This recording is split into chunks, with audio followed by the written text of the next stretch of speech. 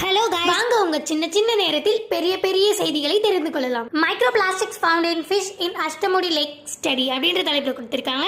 So இதில் வந்து பார்த்தீங்கன்னா இங்கே கொடுத்துருக்க மாதிரி அஷ்டமுடி லேக் அப்படின்ற இடத்துல வந்து நிறைய மைக்ரோ பிளாஸ்டிக்ஸ் வந்து நிறைய சேர்ந்துருக்கிறதுனால அங்கே இருக்கிற ஃபிஷஸ்க்குலாம் வந்து நிறைய பாதிப்பு ஏற்படுத்துது அப்படின்றத இந்த நியூஸ் வந்து சொல்ல வருது. மைக்ரோ பிளாஸ்டிக்ஸ் அப்படின்றது இருக்கிறதே ரொம்ப கொடூரமான விஷயம் அப்படின்னு சொல்லலாம். ஏன்னா வந்து அது ரொம்ப ஈஸியாகவே நம்மளோட ஃபுட் செயின்குள்ளே வந்து கிளைம் பண்ணி வந்துடும்.